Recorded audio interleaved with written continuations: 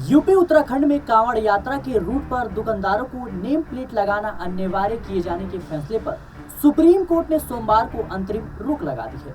Supreme court ने name plate को no कहा और शाकाहारी मांसाहारी के बोर्ड को यस कर दिया है। सुप्रीम कोर्ट ने यूपी, उत्तराखंड और मध्य प्रदेश सरकार को नोटिस भी जारी कर दिया है। आपको बता दें, कोर्ट का कहना था कि दुकानदारों को अपनी पहचान बताने की जरूरत नहीं है। दुकानदारों को सिर्फ खाने के प्रकार बताने होंगे।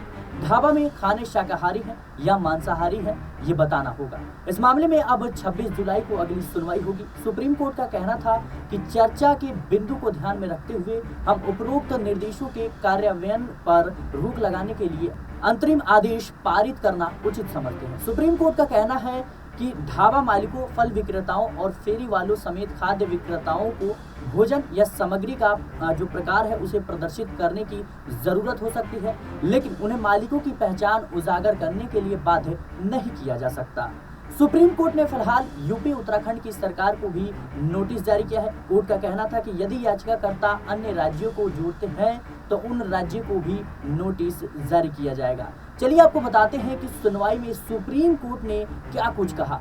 सुप्रीम कोर्ट में जस्टिस ऋषिकेश रॉय और SVN भट्टी की बेंच ने NGO association of protection of civil rights द्वारा दायर याचिका पर सुनवाई कर रही थी।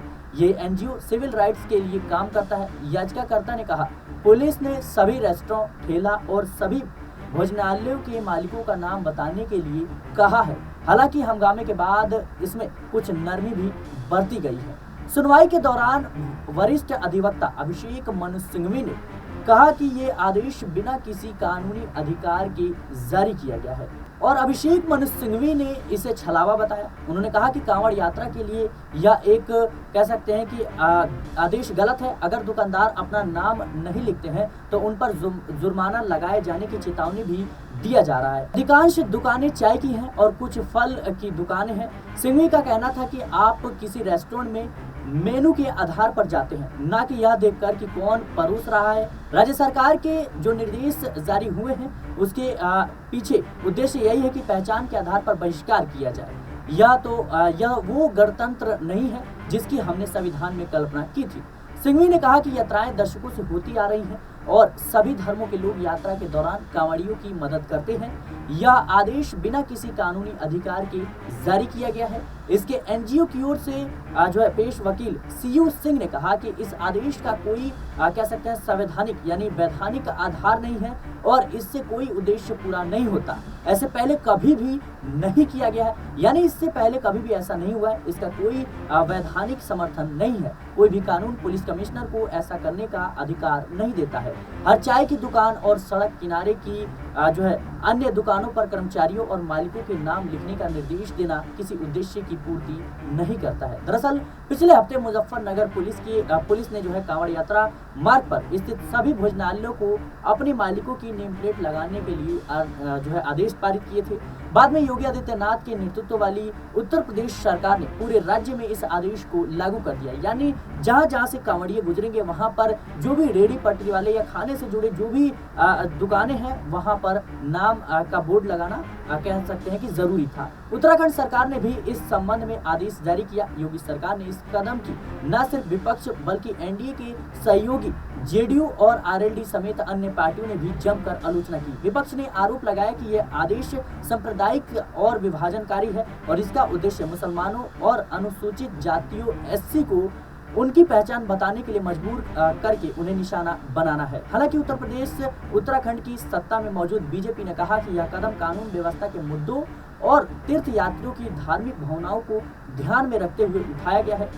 बता दें कि बेंच ने कहा कि यह आदेश कब जारी किया गया था। इस पर एनजीओ के वकील ने कहा कि ऐसा पहले कभी नहीं किया गया। इसका कोई वैधानिक महत्व नहीं है। कोई भी पुलिस कमिश्नर को ऐसा आदेश जारी करने का अधिकार नहीं है। सिंह का कहना था कि वहाँ एक शिव का ढाबा है और इसने पूरे भारत में चेन रखी है। इसे कोई भी चला सकता है, चाहे वो सिख हो, मुस्लिम हो या फिर ईसाई हो।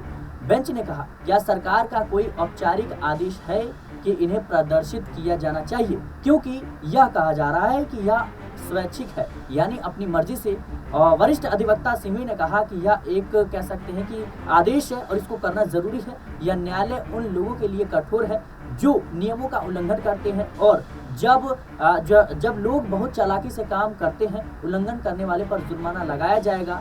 यह एक तरह से आर्थिक मौत है। यानी अभिषेक मनु सिंघवी ने साफ तौर पर कहीं ना कहीं पक्ष को रखा और उन्होंने कहा कि यह कहीं ना कहीं आर्थिक मौत की तरफ जो है इस मामले को देखा जा रहा है। बेंच ने आगे कहा कि कृपया बयानों को बढ़ा चढ़ा कर ना बताएं। सुरक्षा मानक और धर्मनिरपेक्षता ये सभी महत्वपूर्ण पहलू हैं। सिंघवी ने कहा कि यात्राएं दर्शकों से होती आ रही हैं, यानी कई दशकों से होती आ रही है।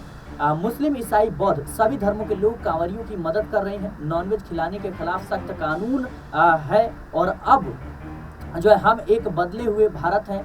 सिंघवी का कहना था कि पहले मेरठ पुलिस फिर मुजफ्फरनगर पुलिस ने नोटिस जारी किया। पुलिस ने बहुत चालाकी से स्वैच्छिक शब्द लिख दिया।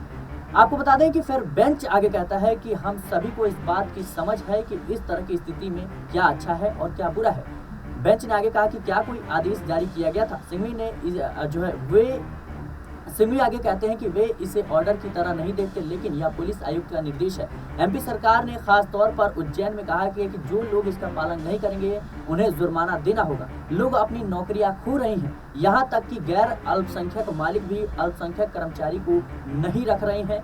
यह सिर्फ एक अल्पसंख्यक के लिए ही नहीं बल्कि अन्य समुदाय के लिए भी परेशानी बढ़ा सकता है। तो पूरी तरीके से कहने की सुप्रीम कोर्ट में इस मामले को लेकर के बहस हुई और जिस तरीके से अभिषेक मनु सिंघवी ने, जो कि वरिष्ठ वकील हैं, उन्होंने अपनी बातों को रखा, कहीं ना कहीं ये काफी ज्यादा जो दलीलें हैं वो मजबूत दिखाई पड़ी। वहीं बात करें, सिंघवी आगे कहते हैं कि खाद्य सुरक्षा अधिनियम में भी केवल 2 शर्तें हैं। केवल कैरोली और शाकाहारी मांसाहारी भोजन को प्रदर्शित करना होगा। जस्टिस भट्टी ने कहा कि विक्रेता को लाइसेंस भी प्रदर्शित करना होगा। हुजैफा अहमदी, इसका यह असर हुआ है कि इसके बाद कुछ खास समुदाय के कर्मचारियों को नौकरी से निकाल दिया गया। यह पुलिस के हस्तक्षेप के बाद हुआ है। प्रेस रिपोर्ट्स में ऐसी बातें कही गई हैं।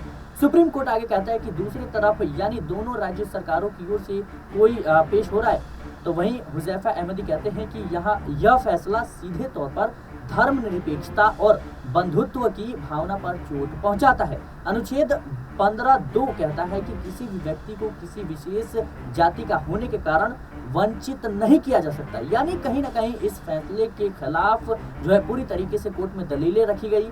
सिंघवी आगे कहते हैं कि यह पहली बार नहीं हो रहा है कि क्या कंवरिये भोजनालय और शाकाहारी नहीं समझते हैं। अगर शाकाहारी रेस्टोरेंट में नॉनवेज खाना परोसा गया तो उन्हें जेल हो सकती है। जस्टिस भट्टी ने कहा, मेरा व्यक्तिगत अनुभव रहा है। मैं केरल के एक वेजिटेरियन होटल में जाता हूँ, हिंदू चला रहे हैं और कई वेजिटेरियन होटल मुस्लिम द्वारा भी चलाए जाते हैं, लेकिन मैं मुस्लिम होटल में गया, वहाँ साफ सफाई थी, हमने सेफ्टी स्टैंडर्ड और हाइजीन के मानक अंतर्राष्ट्रीय स्तर के थे और इसलिए कहा गया था कि ये पूरी तरह से आपकी पसंद का मामला है। यानी साफ तौर पर जो है जज कहते हैं कि कहीं ना कहीं कौन रेस्टोरेंट चला रहा है इससे कोई भी फर्क नहीं पड़ना चाहिए, वहाँ आपके मन मुताबिक चीजें हैं या फिर नहीं। आगे कोर्ट कहता है कि इस मामले को समझ रहे हैं, 2 अलग अलग दृष्टिकोण भी हो सकते हैं। या देश में खाद्य उत्पादों की सुरक्षा और मानकों को बढ़ाने का भी अवसर हो सकता है। सिंघवी आगे कहते हैं कि अलग मामलों में ऐसा किया जा सकता है। अदालत के हस्तक्षेप से हर दिन की देरी से ही उसका उद्देश्य हल होगा। वरिष्ठ वकील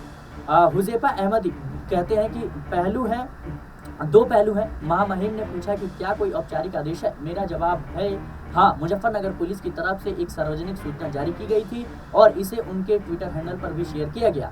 सीयू सिंह जो कि वकील थे, उन्होंने कहा कि कोई तर्कसंगत उद्देश्य नहीं है। उद्देश्य यह होना चाहिए कि आप कैसा भोजन परोसते हैं। सुप्रीम कोर्ट, फैक्ट यह है कि कांवरियों को उनकी प्राथमिकताओं, स्वच्छता के मानकों के अनुरूप शाकाहारी भोजन परोसा जाए। सक्षम जो है प्राधिकारी शायद खाद्य सुरक्षा और मानक अधिनियम या स्ट्रीट विक्रेता अधिनियम के तहत आदेश जारी कर सकते हैं, लेकिन सक्षम जो है प्राधिकारी में निहित शक्तियों को कानून द्वारा समर्पित किसी औपचारिक आदेश के बिना पुलिस द्वारा छीना नहीं जा सकता। आपको बता दें कि आगे सुप्रीम कोर्ट कहता है कि नोटिस जारी किया जाए। शुक्रवार को फिर सुनवाई होगी। याचिकाकर्ताओं को यूपी, उत्तराखंड, एमपी को नोटिस देने की अनुमति दी गई है। सुप्रीम कोर्ट आगे कहता है कि चर्चा के बिंदु को ध्यान में रखते हुए हम उपरोक्त निर्देशों के कार्यान्वयन पर रोक लगाने के लिए अंतरिम आदेश पारित करना उचित समझते हैं। ढाबा मालिकों, फल विक्रेताओं और फेरी वालों समेत खाद्य विक्रेताओं को परोसे जाने वाले भोजन की सूची प्रदर्शित करने की आवश्यकता हो सकती है, लेकिन मालिकों की पहचान प्रदर्शित करने के लिए बाध्य नहीं किया जा सकता। यानी कहीं ना कहीं यूपी सरकार के इस फैसले पर रोक लग गई है और इस मामले की सुनवाई जो है 26 जुलाई को हुई, लेकिन उससे पहले जिस तरीके से यूपी सरकार को बड़ा झटका लगा है, कहीं ना कहीं भारतीय जनता पार्टी के सवाल और उनके सोच विचार पर भी सवाल उठ रहे हैं। फिलहाल के लिए इस रिपोर्ट में इतना ही। देश और दुनिया की तमाम खबरों के लिए बने रहने नेक्स्ट 9 पॉलिटिकल बाइट।